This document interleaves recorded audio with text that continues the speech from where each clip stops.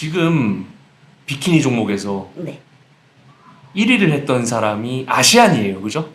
맞죠? 지난해 올림피아에서 제 기억이 맞다면은 아시아계 선수셨거든요. 네. 그분의 국적이 뭐 이제 아. 미국일 수도 있지만은 네네네. 아시아계 선수가 우승을 하고 굉장히 좀 깜짝 놀랐는데, 이전까지 우리가 알고 있는 비키니 종목 하면 아시안인들이 뭐 서양 선수들과 경쟁하기에 좀 어렵지 않을까, 네. 이런 사고방식이나 아니면은 선입견이 좀 많이 있잖아요. 네. 이런 부분들에 대해서는 좀 어떻게 생각하시는지.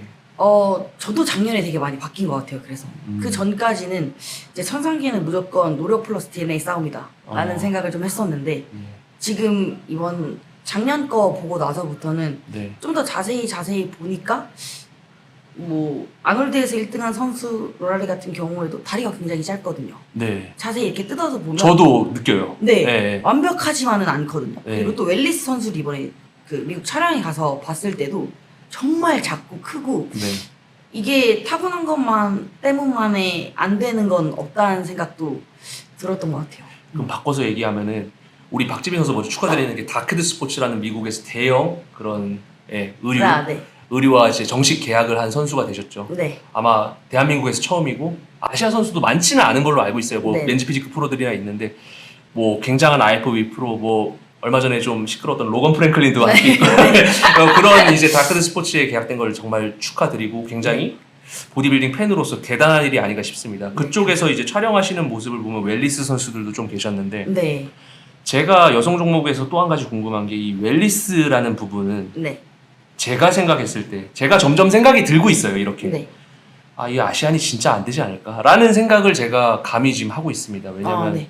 아까도 말씀하셨지만 웰리스 프로들의 몸 하체가 굉장히 크다는 거를 말씀하셨는데, 네. 혹시 그들이 가지고 있는 하체의 사이즈가 뭐 좀 비교를 좀 해주실 수 있을까요? 어느 남자 선수들 보디빌더 정도인지 아니면 어느 정도인지. 보디빌더 정도라고 생각합니다. 진짜 하체가 네. 그냥 보디빌더 정도. 네. 조금 체급이 좀 더 낮은? 왜냐면 정말 커요, 정말. 그 크다는 게 내측, 외측, 뭐 엉덩이, 네. 종아리까지 다 크단 말씀이시죠? 네. 저 사실 사진을 몇 장 봤거든요. 제가 알고 있던 그 웰리스 아놀드 클래식 챔피언. 네, 맞아요. 그분이 굉장히 제가 알기로 얼굴도 조그마시고 막 네. 시합 때는, 근데 비시즌 때 모습을 보니까 좀 이런 말씀 좀 드리기, 코끼리인 줄 알았거든요. 아니 진짜로 하체가, 네. 그거를 딱 보고 제가 생각이 좀 많이 이게 웰리스가 우리나라 사람들이 되는 부분이 맞나. 박지민 선수가 생각했을 때 아까도 말씀드렸지만 근육이 잘 안 커지신다고 말씀하셨잖아요. 이게 정말 아시안으로서 그 브라질과 남미의 여성들이 가지고 있는 부분들을 네. 따라갈 수 있을까요? 정말 어려울 것 같아요. 정말 네. 너무 커요. 근데 또 얼굴 작았는데도 비율이 좋으시잖아요. 네. 근데 그 비율을 해칠 만큼 하체가 큰 거잖아요. 진짜 커요. 근데 또 이제 거기서 다이어트 들어가면서 하면은 또 이제 다 근육이 밀고 나오니까. 네. 네. 이게 이런, 제가 뭐 SNS를 뭐 이렇게 다 보진 않지만은 뭐 간혹 가다가 비키니 종목은 뭐 나와 맞지 않아서 뭐 웰리스를 준비한다. 네. 나의 근육량이 이제 어느 정도 차고 웰리스를 준비한다라는 걸 너무 쉽게 접근하시는 분들도 많은데, 박지빈 선수가 생각했을 때 웰리스와 비키니에서 가장 큰 차이는 어떤 부분이라 생각하십니까? 일단 공통점으로는 위죠. 그냥 여성, 예뻐야 돼. 네. 네, 예뻐야 되고. 예뻐야 하는데 저는 사이즈적으로 아예 다르다고 생각해요. 하체 부분이. 네, 아예 다르다고 생각하고 훈련 방식도 그에 따라 되게 많이 달라질 거라고 생각하는 게, 정말 다리의 모든 부분이 다 보이면서도 후면이 훨씬 더 많이 발달한, 네, 그런 쉐입을 만드는 게 정말 어렵지 않을까. 네, 정말 다른 것 같아요. 이 웰리스 종목이 굉장히 핫해지면서 개인적으로 또 이제 해외 선수들도 많이 보시고 또 해외 스폰서도 얻으셨기 때문에 시야가 넓으셨기 때문에 제가 좀 질문을 드린 부분입니다. 네. 이제 거의 이제 준비한 질문들의 막바지로 가고 있는데, 올림피아에서 또 성적을 내셨고 네. 올해도 성적을 내야 된다는 부담은 혹시 좀 있으신가요? 사실 제가 성적을 내야겠다는 게 뭐 꿈이거나 그런 건 아니거든요. 그래서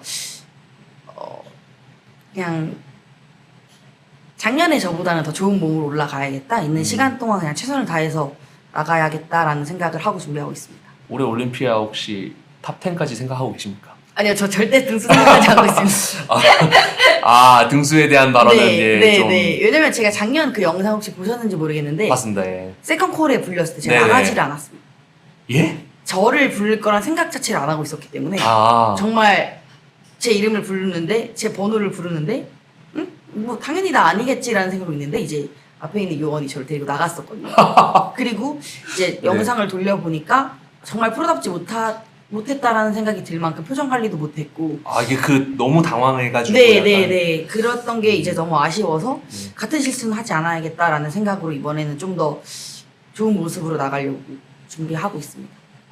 박지빈 선수가 이제 지금 대한민국 비키니에서 굉장히 좀 선두주자로서 올림피아에서 성적을 내는 선수이기 때문에 상당히 많은 분들이 좀 기대를 좀 하고 있을 것 같습니다. 이거의 기대가 뭐 부담이 되지 않으셨으면 좋겠습니다. 네, 알겠습니다. 또 하나의 속설이 있어요. 네, 비키니 프로들의 운동법은 이제 웨이트 트레이닝 기반이겠지만 조금은 달라야 된다고 생각하는데 박지빈 선수는 좀 프로시잖아요. IFBB 프로고 올림피안이신데 웨이트 트레이닝, 보디빌딩 쪽으로만 훈련에 접근을 하는지 아니면 좀 다양한 운동들을 하는지도 궁금하거든요. 저는 이제 웨이트 쪽으로 많이 하는데 네. 기능성 운동이 되게 많이 추가되어 있어요. 기능성 운동이라면 어떤 운동일까요? 뭐 스네치라던가 스네치. 네. 그 역도 선수들이 하는 거 아니에요? 네. 그런 것들이 이제 몸은 거의 뭐 360도 돌아가는데 한 방향의 운동을 계속 고집하다 보면 그 작은 관절로 되게 중량도 많이 다르고 하다 보면 그러니까 기름칠 해준다는 개념으로 계속 기능 운동을 먼저 한다던가 아니면 다이어트 자체도 머신에 몸을 맡기는 것보단 이렇게 서킷이나 인터벌 트레이닝으로 처음 다이어트 때부터 그렇게 해와서 네. 그런 뛰고 좀 이런 동작들을 많이 하는 것 같아요. 그래서 뭐 그러니까 근본적인 건 무조건 보디빌딩에서 시작하는 건 맞지만 조금 더 다르게 다가가야 되지 않나라는 생각을 합니다. 과거에 이제 보디빌딩 대보역 선수들이 많은 그런 짐 형태에서 첫 보디빌딩 훈련 그다음에 어떻게 운동을 접하셨다 했는데 그런 환경에서 이제 운동을 시작한 것이 본인한테 되게 득이 됐다고 생각하십니까? 네. 잘 모르겠어요. 왜냐면 그만큼 또 대보협에 되게 안 좋은 얘기가 있었던 것들처럼 저도 그런 걸 많이 당해봐서 네. 그런 일들이 저도 있었어서 운동을 배우려면 자기 구역 청소를 제가 하고 와야 하고 이런 걸 저도 20살부터 겪었으니까 체육계의 현실이죠. 네. 그런 거를 진짜 많이 겪고 알려주면 되는데 알려주지 않고 막 이제 그런 것도 많이 나한테만 인사 안 하고 막 나만 음료수 안 사다 주고 이런 거 있잖아요. 예. 그래서 그런 것들도 겪고 하다 보니까 그냥 나는 저러지 말아야겠다를 좀 했던 것 같아요. 네. 근데 성격도 제가 오히려 비슷한 것 같아요. 그쪽이랑. 오히려 네, 약간 정신적인 그런 부분에서 네. 영향이나 선수로서의 최종 목표도 궁금하지만 인간 박지빈으로서의 그런 최종 목표도 궁금합니다. 일단 제가 처음에 대회를 뛴 계기를 말씀드렸던 것처럼 그러니까 어떤 꿈이나 목표를 잘 정하지 못하고 있던 상태에서 접하게 됐고 그렇게 하다 보니까 제가 이걸 계속 하게 된 게 아직도 제가 꿈이 없거든요. 뭔가 엄청 하고 싶다 이런 걸 잘 못 느껴서 근데 그렇다고 아무것도 안 하고 있으면 아무것도 아닌 게 되니까 그냥 내가 하기로 한 것에 있어서는 하기로 했으니까 최선을 다하자라는 생각으로 계속 해왔던 것 같아요. 그래서 앞으로 선수로서의 목표를 굳이 자세히 얘기를 해야 한다면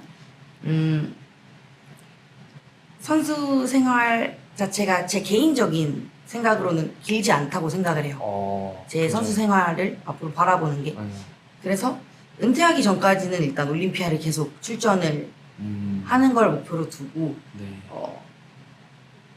하기로 한 것에 대해서는 그냥 하는 걸로 그렇게 생각하면서 가다 보면 또 좋은 기회를 만나게 되지 않을까라는 생각을 합니다. 갑자기 든 질문인데 박지빈 선수는 본인 스스로를 재능이 많다고 생각하십니까? 저는 그렇게 생각 안 합니다. 그렇다면은 지금 이 영상을 사실 비키니 선수들이 몇이나 볼지는 모르겠어요. 비키니 지망생이나. 왜냐면 제 채널 시청자 99%가 남성이기 때문에. 진짜요? 예. 하지만 1%의 분들도 계시니까요. 네. 그럼 비키니라는 종목을 준비하고자 하는 아니면은 이제 본격적으로 보디빌딩 운동에 빠져 있는 여성분들께 한 말씀, 조언이나 그런 것도 좋습니다. 여자라서 뭐 그런 걸 다 떠나서 이 운동 자체가 되게 느리다고 생각해요. 하는 거에 비해 눈에 보이거나 느껴지는 게 되게 느린데 저 또한 아직도 내가 뭐가 많이 변했나라는 생각이 많이 들면서 과거 사진을 보거든요. 근데 이걸 그냥 매일 똑같이 하다 보면 어느 순간 크게 다가오는 날들이 있는 것 같아서 절대 포기하지 말고 계속하면 된다라는 말을 전하고 싶어요. 마지막으로 제 채널 구독자분들께 한 말씀 부탁드립니다. 저를 초대해 주셔서 감사하고요. 예, 예. 한국 보디빌딩 자체가 이제 포이님 채널 때문에 되게 많이 더 대중화가 되는 데 도움이 많이 되고 또 감사합니다. 네, 그런 것 같아서 앞으로도 많이 시청해 주세요. 많이 감사합니다. 여러분 IFBB 프로 올림피안 박지빈 선수였고요. 올해 올림피아에서도 제가 가는데 대박 났으면 좋겠습니다. 감사합니다. 네, 감사합니다. 박지빈 선수였습니다. 감사합니다.